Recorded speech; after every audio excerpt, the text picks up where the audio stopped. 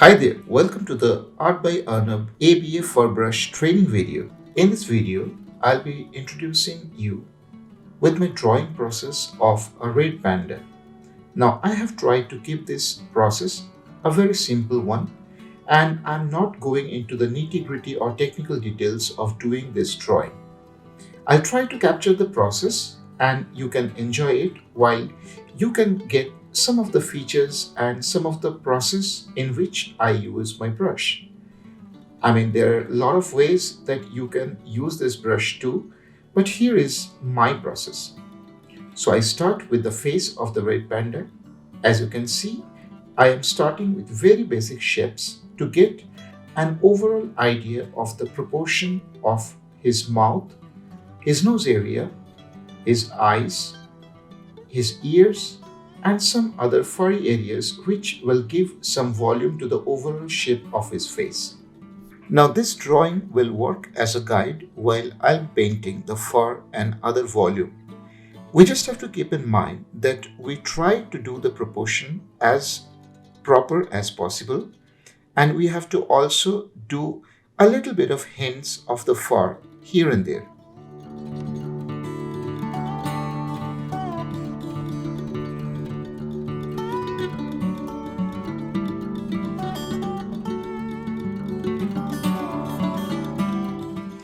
Congratulations! So now you know how to start the drawing.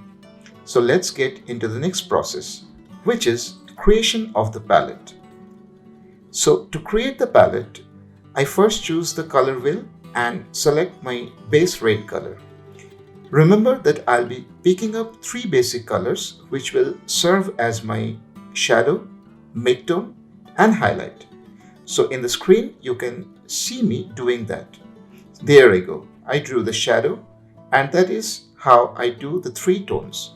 Now for the rest part of his fur, I select a little cream or caramel kind of color, and for the same one also, I'm again finding some highlight, some midtone, and there I go for the shadow.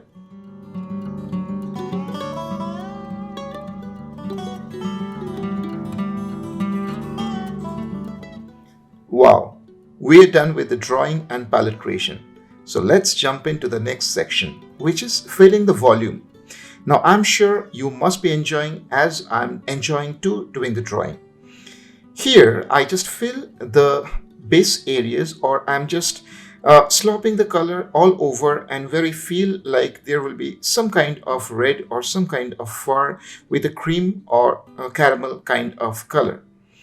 For drawing or for filling the colors, I'm always using all the default brushes that comes. Now here, I would like to mention as I draw a little light, as you can see, I'm drawing, I am deciding the flow of the light, which is from the top left corner of the head of this red panda. Now, as you draw or as you keep on doing the shadow highlighting, you just have to keep in mind that when you are drawing with the colors, or when we are rather filling the volume, we have to obey the direction of the light. So accordingly, I am putting shadows where the shadows should fall, and the highlight should fall on the top area, which I'll be drawing in a minute. Filling up the shadow inside the ear. And as you can see, I'm drawing with the shadow. Automatically, the areas which I'm not drawing or which I'm painting light, they are becoming the highlight areas. Now, as you can see that at bottom of the nose, there will be some kind of shadow, and I'm drawing that. And after that, I have come to the fur area, and there I'm filling with some color. Changing the background color just for a little bit of contrast. There we go. Zooming in just to give you a closer look. Then I draw the tip of the nose with some dark chocolate color.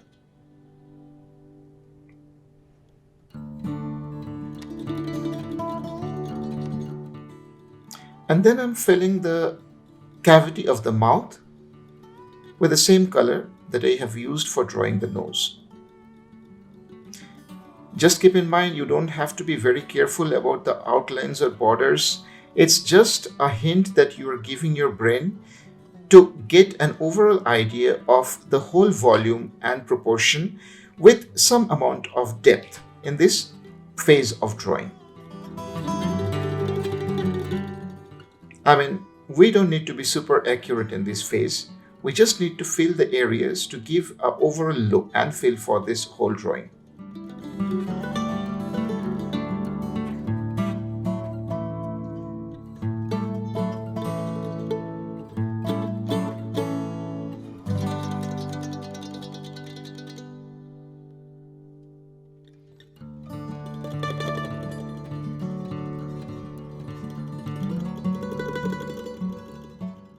Alright, so now let's start the fun part. I mean, the part for which all you were waiting for, the fur. So I'm starting with the ABA fur brush. Now, just for example, for this part of the video, or rather this Panda, I'm using only one brush. I'm sure you can use multiple brushes, but for this one, I'm just using the rough dry brush and a clump brush here and there. As you can see, I have started giving the base borders first. So here I am trying to give a segregation between the different colors, and as we go on, I will bring variation between the different part of the head. So here we continue with adding fur strokes with different colors. Now, one thing to keep in mind while we draw, we have to keep on giving variation of strokes in some areas dry and some areas light. What I mean to say is that the fur which lies on the top should cast some shadow on the fur below it. And this process will continue for over and over throughout the head. So here I am doing the same layering thing, one stroke with a dark color and the next stroke with a little bit lighter color, and then again the dark color, and I'll continue like that. I'll keep on changing the layers just to bring some fur in front and to push some others at back. Now it's a good habit while doing this, just keep on changing the brush size to bring some variation in the strokes. And also be mindful that the way you are drawing the stroke also matters, because direction of the fur is dependent on the stroke, or maybe the direction of the strokes you are drawing. So if the fur is not coming out, instead growing inside, just change the direction in which you are drawing. So if the fur is going out, by doing a stroke from bottom to top, just do the reverse and you will find the fur growing outward.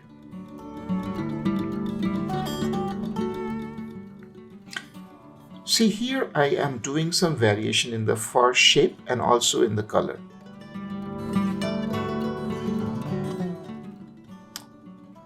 Now once I'm happy with the shapes, I can also do some overall transformation to bring some variation in the look and feel of the fur. Here it is. Now it's time to add some little bit more detail to it.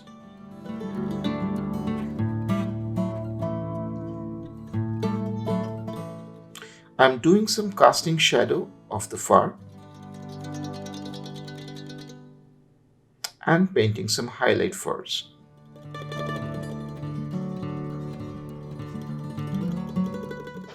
So as you can see, I'm keeping a variation. Now I'm sure that you can see that I'm not trying to finish any area at a single stroke. What I'm doing is I'm keeping on variation and doing the overall whole head at a time, and then doing different strokes here and there.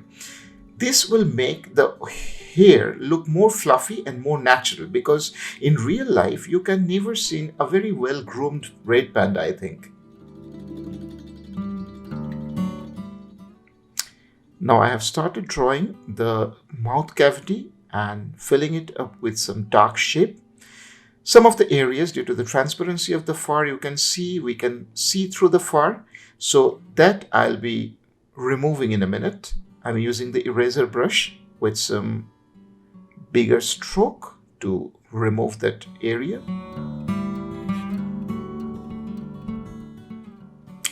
Once I'm happy, I'll just go to some dark red color and do the border of the lips.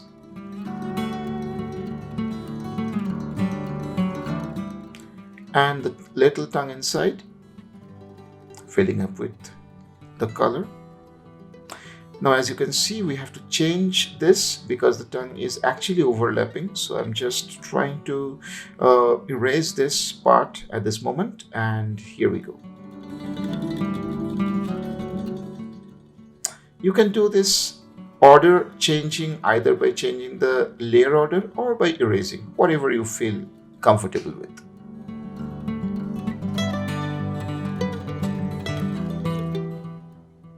Once done, next I'm moving to the teeth area. So for that, I am just turning on the guide layer in which I have drawn the sketch previously at the beginning of this tutorial.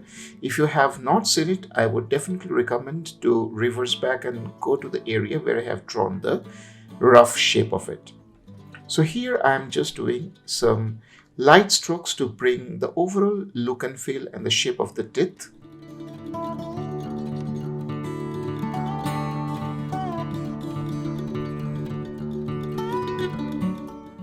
Now I'm filling the eyes with a little bit of white color. Just keep in mind, don't fill the eye area, this white area, with pure white. That will make it look more unnatural. Rather than choose some off-white color like this.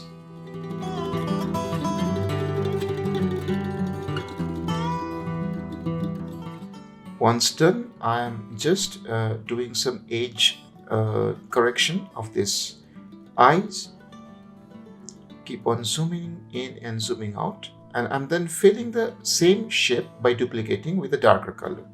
I'll then change the layer order and bring the darker color below and add some Gaussian blur to just make it look like as if there is some shadow in around the eyes. I'm just applying the Gaussian blur. Here we go.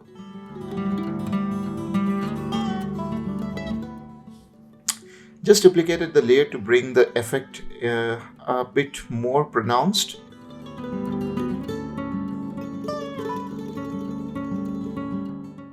Then I'm hopping to the nose area to adding some detail.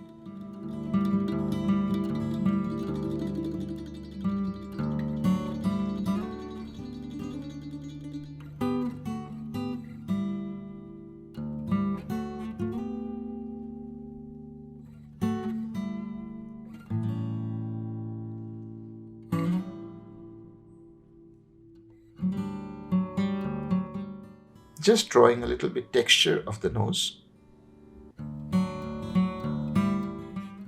And then adding some highlight.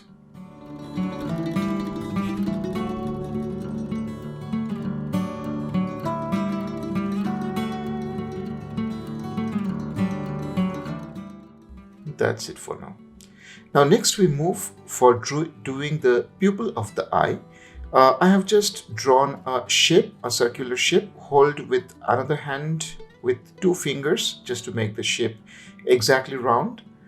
I duplicated the shape and just made it a little bit smaller and then filling it with black. That will become the center, and then I will do some little bit more detailing onto it.